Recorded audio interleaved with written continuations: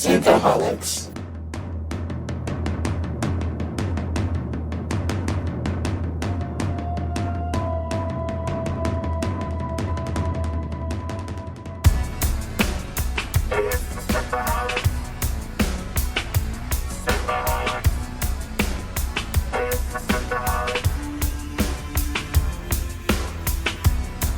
Here's a new file. It's a new file. Shiny new.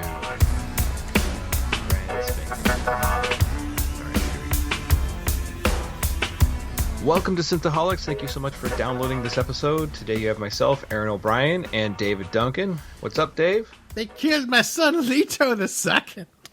Those bastards. Dave, we are on the final episode, the final chapter. The final countdown. Right. That's right. It's been quite a journey. Mm-hmm. And we skip over a lot of the battle here, and we just see Paul or Muad'Dib triumphant. Yeah, the book kind of ends how it begins. Lots of exposition. Yeah, for sure. Absolutely. Let's get into it. So, this is chapter 48. So this is the final chapter here. So we see Paul. He is in the Arakan governor mansion, and where he lived before with his father and mother before they were 3 long years ago. 3 long years ago. That's right. And so he's going to choose this place to kind of face off with the emperor and kind of like make a stand here. During this whole time, they're just kind of like resetting. They're setting up communications equipment, and they're just getting things kind of put back together in the governor's mansion. Raban thought it was a bathroom, the communications array. You guys, there's shit everywhere here. So much feces everywhere. It's mostly diarrhea, because Harkonnens. Yeah, Gurney goes and gets his mom Jessica and Chani. And so they're going to meet up, and then we get a Sardaukar warrior arrives, and Paul basically says, "Hey, I'll send you over to the emperor. And I promise, as Duke Atreides, that the emperor will be safe, and he can come meet, and we can talk about an agreement between each other." And so the Sardaukar warrior is going to run off and do that. Jessica shows up, and she's wondering about her daughter Aaliyah, if she's okay. And Aaliyah's just out there just killing people. Just killing people. It's like marking them for water. It's like, yeah, they're wounded. Now they're dead. You can make water out of them. It's all good. And Jessica's kind of just like, well, you are just being such a little jerk here, Paul. You don't care about anybody anymore. And he's like, what's the difference? I'm the Kwisatz Haderach. What'd you think I was going to be? A good guy? Yeah, pretty much. He's like, I'm a dick now, Ma. Thanks. I'm full on dick. I got so much hair now. Stilgar showed me how to do it. On my balls. I drank that water of life. I'm furrier than a cat in heat. Oh God! And then, so she's so Jessica's kind of just like, whoa, what has happened to my son? Then Paul has his mom stay by his side when the emperor is brought to him, and he basically says, "Oh, and by the way, I'm going to marry the emperor's daughter, Princess Irulan." So the emperor's like, "No, you're not. I'm in." And she's like, Jessica's like, what about Chani? Like, didn't you guys have a thing going? No. I'm just doing this to get to the throne. Just get to the throne. I don't want 2 wives. I'm so confused at Jessica. She's been like shitting on Chani like the entire time. Now she's like, now I'm gonna feel sorry for Chani. Yeah, now she's like, wait a second. This is just like what happened to me, but different. Yeah, except Duke Leto never actually married. And Paul's like, well, he basically is like, this is my way to seat to the throne, and this is the way to kind of end a lot of the problems that we're having right now if I marry her. So, and Chani shows up with Paul, and they mourn the death of his son Leto the second, and says, "Don't worry, there'll be other kids. We'll have so many other children. They'll be popping up like gophers. And he's like, and then she's like, okay, well, I loved my son. Just keep popping them out, Chani. It'll be fine. I don't know. I gotta tell you, Paul is taking a turn. I know he's been turning slowly, but he's really taking a turn now. He's just sort of like completely callous.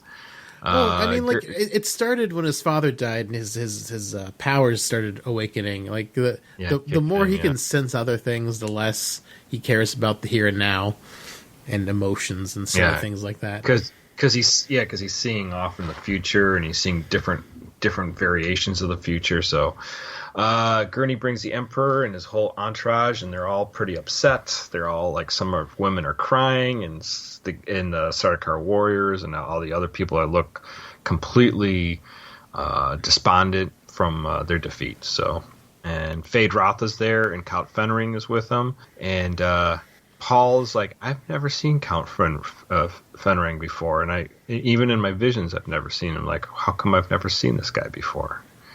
And you know why, Dave? Because he's a eunuch. Oh no, he's very. Apparently, that makes you give you a cloaking device too when you see into the future. Oh, the Kwisatz Haderach cannot see eunuchs; he can only see people who have intact genitals. Ooh. And he sees the princess, and he's like, this is my lady. So, and then Howard shows up, and obviously Howard has had the poison kicked in, and the Emperor gave Howard a poison blade to stab Paul. And so when he shows up, and Paul asks Howard to come forward, Howard Thufir is a mess. And he says there's much pain. He goes, yes, there's a lot of pain, but there's more joy than pain to seeing you still alive. So, and he basically turns to the Emperor and says, I ain't gonna kill him. I work for the Duke Atreides, the House Atreides, and not you. So he's just not gonna do anything. So, and unfortunately, then Howard kind of drops to the ground.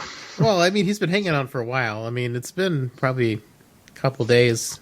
I mean, it may not be that long, but I mean, who knows when the Harkonnen stopped giving him his antidote. Mm-hmm.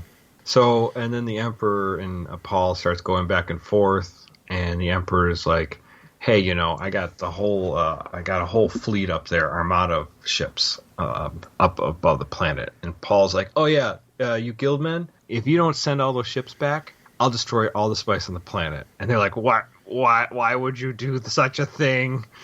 That's monstrous." He's like, but I can do it, so you better call him. And they test him a little bit, but then they're like, okay.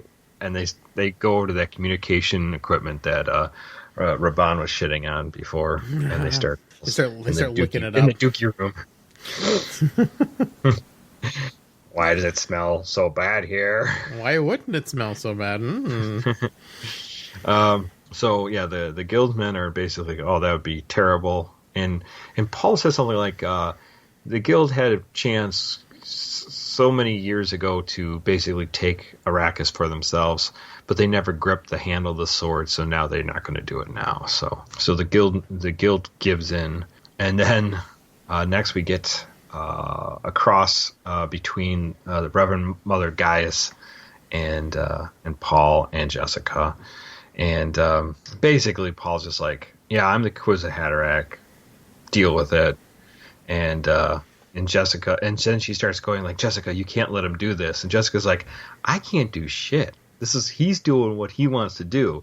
And then he's like, "And what about that daughter you have? What the fuck is the deal with her?" She's got a tumor.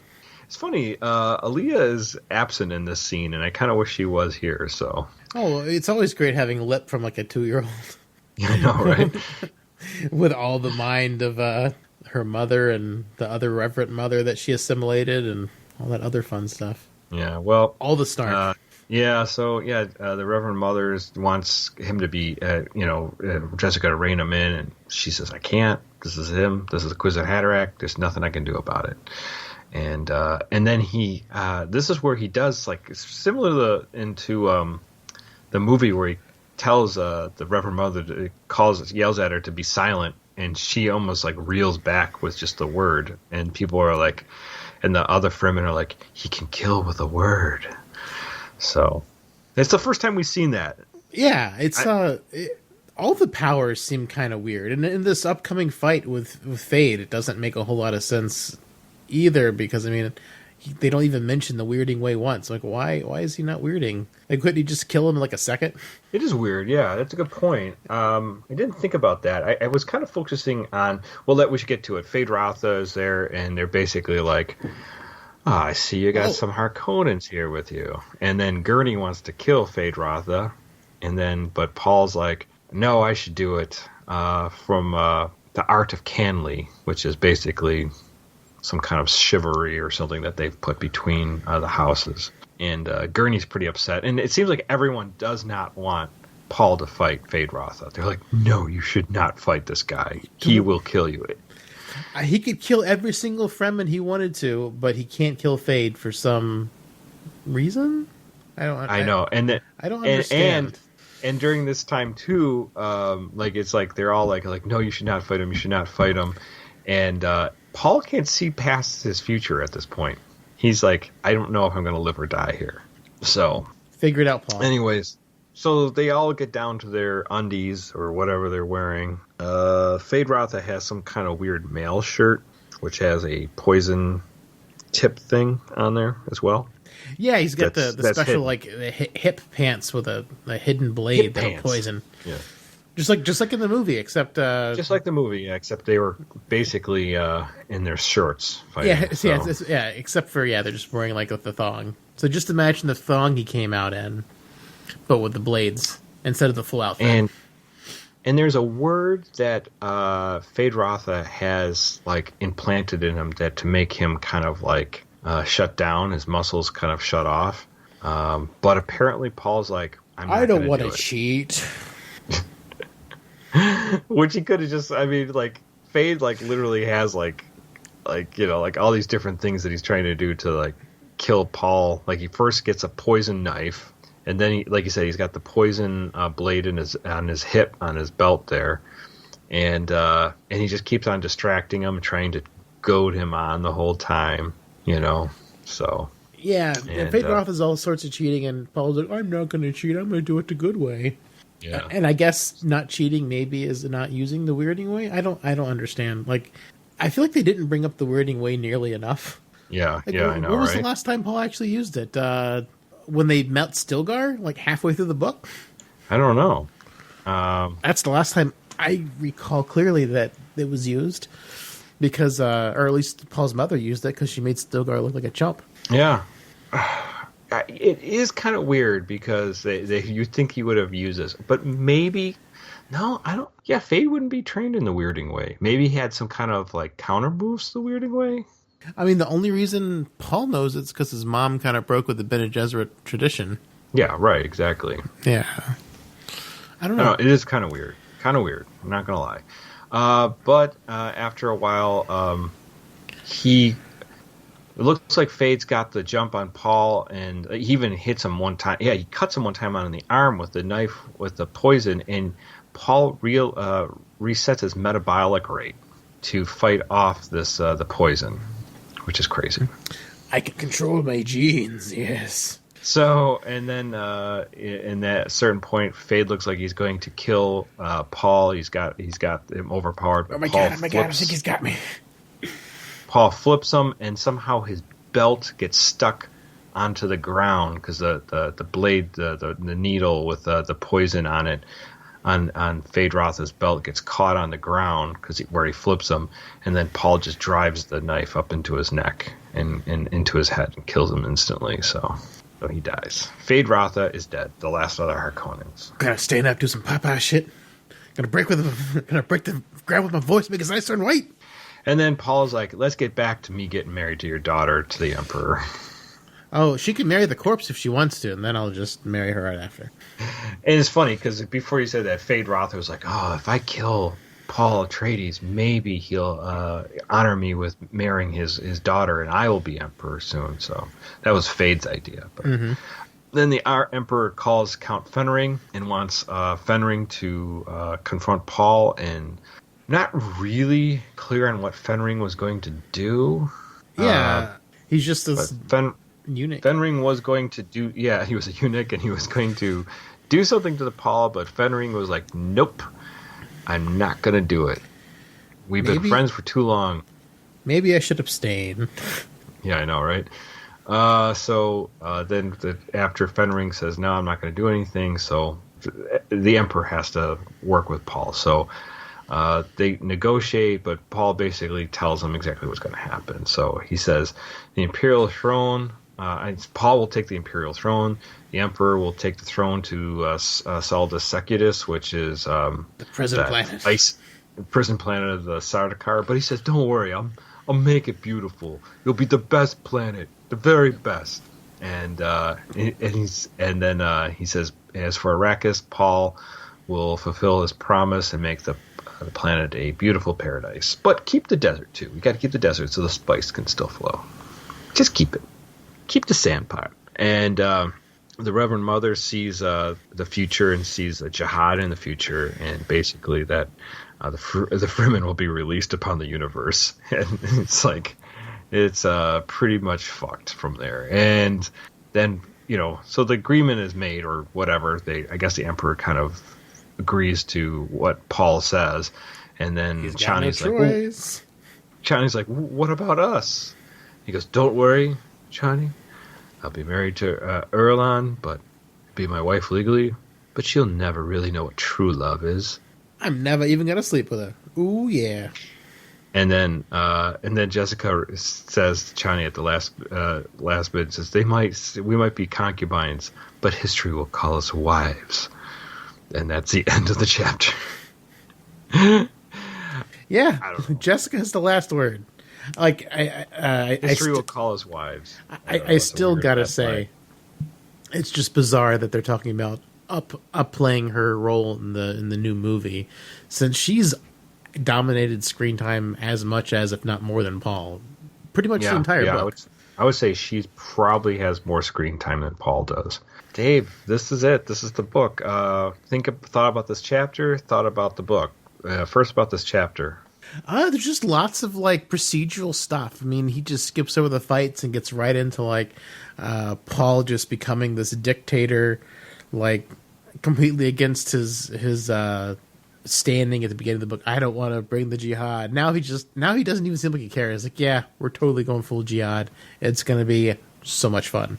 Right. He doesn't seem to care about anything anymore except for Chani, kind of, and the throne and having the power. It's crazy how like Paul like almost basically becomes the bad guy by the end. It was interesting. A pretty good book. It's just the style is just something else. It's just very different from anything I've read. I've started the second book. The style of the second book is already a lot different than the first book, which is strange. I mean, I think it's a little bit better. Maybe he's kind of gotten his legs a little bit from the first book. Yeah, the narrative, the way they talk is a little bit different. I mean, you figure, the first book was written in 1965. And the first book was also written as a bunch of short stories, too, which also is why, like, the first book might be kind of janky. It's just because it was written as short stories and published as little short snippets in the sci-fi magazines of the day. Yeah, so it was, very bizarre style. I enjoyed the book overall. I'm interested to see where it's going to go, like how it all plays out. And I don't know, it's weird. Like, all in all, it's close enough to the David Lynch movie. So it's just, I just don't know why it doesn't translate to screen very well. It's really weird. I mean, there's not a whole lot of difference. I mean, they started changing small things, but nothing too big. It's just really, I don't understand why it doesn't translate to film, because the book's definitely better than the movie. But it's not that much better different. Than the movie. I think, a lot of the effects, especially the big effects, like the battle scenes and the spaceship scenes and stuff like that.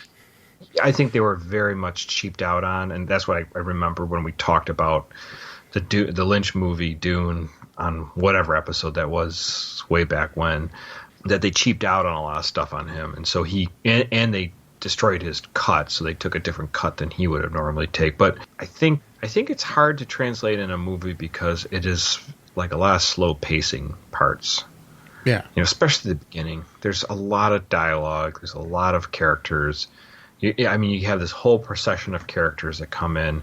It's not up to modern standards. It's not like a Star Wars movie where everything's just like, laser shot firing right off the bat, and it's a different universe. It's not like a teeming universe of different aliens and stuff. Like, it's all humans, but weird variations of humans that have been changed through the spice, so I don't know. It is different. I just wonder if the writing style just makes it really hard, and maybe the other books will be easier to adapt once they get to them, if they can get past the first movie without it flopping.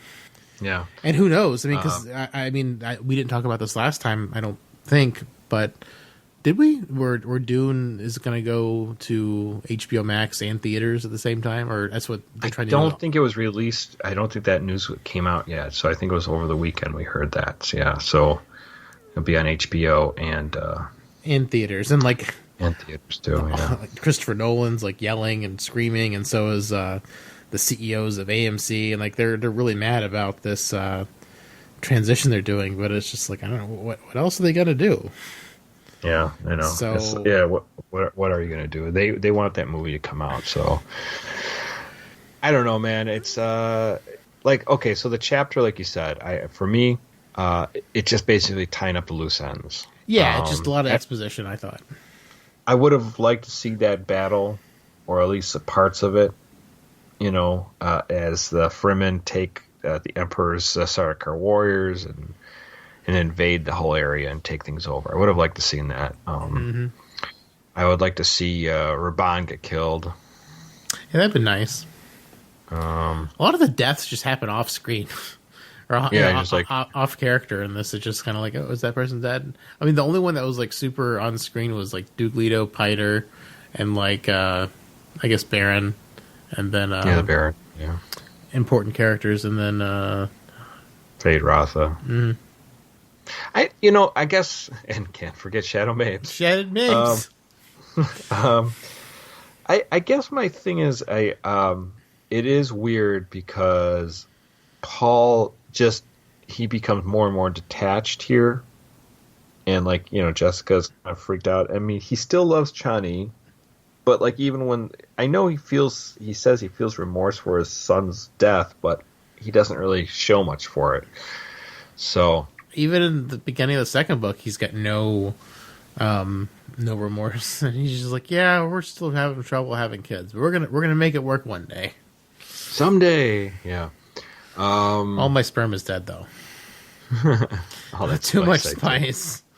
I had the water of life too many times. Now I have the sperm of death. The sperm of death.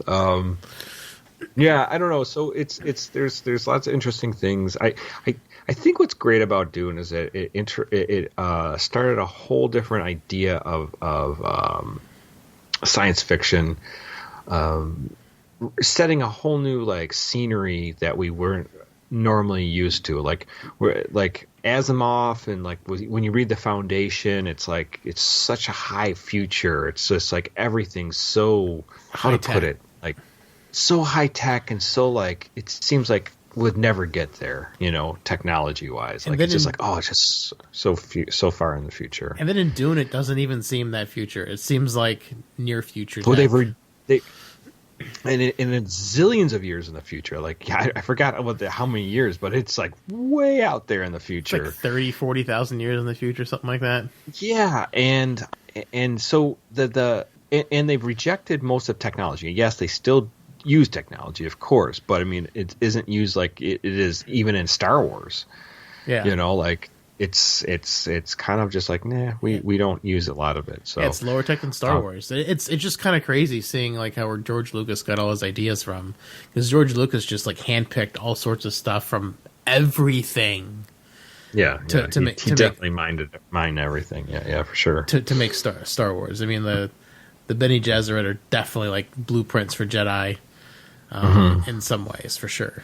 Yeah, and it's very different, and it takes a lot. Obviously, to me, it seems like a huge kind of metaphor or what have you for America's policy of oil in the Middle East and the Bedouins that live there that could have just basically said, no, you're not taking the oil, so it seemed like our energy policies kind of like put out into a science fiction kind of thing. So it was definitely he was definitely super into politics and like was writing out against that, and then also writing against like religious zealotism, like also condemning that, because I mean then he sort of embraces it too. But you've got Paul. He's had the best intentions. He doesn't want bad things to happen, and then like, oh look, well he's gonna he started off not wanting anything bad to happen with it, and then he's fully embraced the all the bad. Yeah, or at least doesn't care about what's good. I mean, I think Paul's like a cautionary tale. I mean, I think that's. Yeah. I saw an interview with Frank Herbert, and that's kind of like what he said he was going for, is that you don't create these religious zealots, and don't think that just because somebody seems like they're a great leader that they're going to stay a great leader, or that they're really a messiah when they're not, and they can be corruptible, or they can change because of the power they come across. But wow, so pertinent to our modern times. Extremely pertinent. I mean, it's probably timeless, to tell you the truth. Oh, sure. But I mean, our current leader has this messianic complex, or people put a messianic complex on him, which is like blows my mind. That is for sure. Because I mean, I remember seeing some articles. Someone wanted to write a book of Trump for the Bible. I'm like, what? Oh my God! What? It's terrible. What? I don't understand. Why would you want to add to the Bible with Trump? That doesn't make any sense.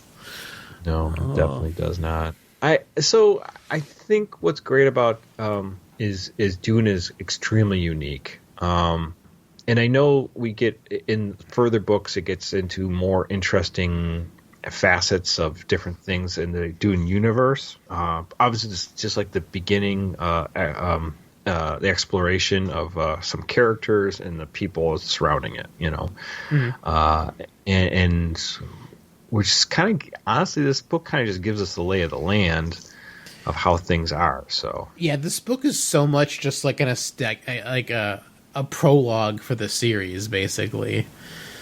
Yeah, it's like a full-length prologue, because it's just got so much. He's got so much stuff he's trying to establish. He's got, the sandworms, the sandworm life cycle, what spice does, what different concentrations of spice can do, who are the Bene Gesserit, what do they do, what does the Emperor, what does he do? Like, it's just like a primer for everything that's going to be happening in the further books. So I'm hoping their further books are more narratively strong. I'm hoping that's kind of like my hope, I guess, for the future of the Dune books. Although I know I've looked at different people on Facebook, and a lot of people say that the first one is the best book of them all. So I hope that's not true, because I mean it's just a lot of like setup. So I'm really hoping the story gets like a lot more involved going forward. One thing, the books definitely get a little looser with the stories. Like there's not, I don't know, it seems like there's a lot of uptightness in the first Dune book. Like he feels like he's got to tell all these parts, and it seems like it's a little more relaxed. Like it's like a slower pace story that you can kind of follow along a little better, because it feels like he was trying to pack so much into the first Dune book, to get to. And in fact, I honestly feel like the third book, The Prophet, seems a bit rushed. There's a lot of things that are not, talked about that happen. I mean, it says it happens. They have 3 years of fighting, the Harkonnens on Arrakis, and obviously this final battle is kind of just skipped over, So, I mean, not that I want to read all the warfare that happens, but it would have been nice to get a little bit of it. So, I mean, I guess, but also at the same time, we don't really know anywhere else. I mean, we've only been off Dune twice the entire book. The intro in Caladan, and then the one time we went to Gidi Prime. I guess we technically went to Gidi Prime twice, but still, we don't have much of the lay of the land, so describing it may not matter too much, Right, and the other thing is, strangely enough, that we see in Lynch's movie, but we do not see at all in this movie, or in the book, is the Guild Navigator. Yeah, they didn't wheel him out in his giant fish tank. Yeah, never seen it. I think we get him in. I think in the beginning of Messiah, or at least the first chapter or two. I can't remember. It's been a while since I read Messiah, but they do show up. That's cool. So yeah, I can't quite remember exactly where he shows up, but yeah. So yeah, I think it's still a classic. You can't get away from it's an original. Like yeah, it's it has. I mean, it's like anything. Like I think of any like great movie, any great album, that like breaks a lot of boundaries and rules. It's like there's some great parts, and then there's parts you're like, why did they do that? Like even if you take the original Star Wars and look at it, there's some clunky parts to it. Well, I mean, the original Star Wars was a disaster. It was only saved in post. Like, it was saved in the editing room somehow. Because, by all accounts, the movie was going to be a massive bomb. And somehow they were able to edit around it. And they made it work. Yeah, no, I'm just saying, it's like, I think any, like, turning point of, like, media or artwork or anything like that out there is like that changes the landscape is sometimes has imperfections, but there are parts of it that's so interesting that it keeps your attention. Yeah, Dune is definitely a classic in that respect, for sure. I mean, it started its whole thing. It's pretty unique unto itself, even to today. I mean, there's nothing still quite like Dune. Yeah, I agree. It will be interesting when the movie comes out, if it will actually hold up to the book and people will actually be interested. I think they have the star power to keep people interested, and it looks visually beautiful, but we'll see if it goes that far. So yeah, it's got some impressive star power. I really hope it works out and gets us more Dune. More Dune, yeah. Cool, man. Well, I'm glad we got a chance to talk about this book. It's very exciting. Yeah, and it's my first time reading Dune, so it was definitely a good experience, and I've gotten more of the books and audiobooks. I'm looking forward to getting into more of them. I just don't know why I never got into it before. Yeah, it's been a long time since I read Dune, so it's good to go back to it. I probably haven't read it since I was in my 20s, so oh, wow. That was a while back. Yeah, so... Cool, man. That's awesome. Well, thanks everyone for joining us on our ride of Dune. We hope you enjoyed it. On the Dune buggy. The Dune buggy, yes. Picard and his Argo. In the background, Picard just doing swirlies. I mean, donuts. Yeah, it's like, yeah! Try not to get eaten by worms. Get out of that Dune buggy, Gurney. All right, guys. Well, I'm glad you got a chance to listen. I hope you got to follow us the whole journey through Dune. If there's anything else that you'd like to add to it, you can always hit us up on our email at synthaholics@yahoo.com. You can also talk to us on our Facebook group page, Facebook.com/groups/Synthaholics. And you can also talk to us on Twitter. Our Twitter handle is Synthaholic Duo. And if this show is something you'd like to support, please go to our Patreon, patreon.com/Synthaholics. All right, Dave, until someday we get on to Dune Messiah, let that spice flow. Flow, flow, flows. Well, McCoy, my boy, come mix me a drink. Before the night's over, I'll puke in the sink, and we'll cry till we laugh, and we'll both shit our pants. You're the best drinking friend I ever had.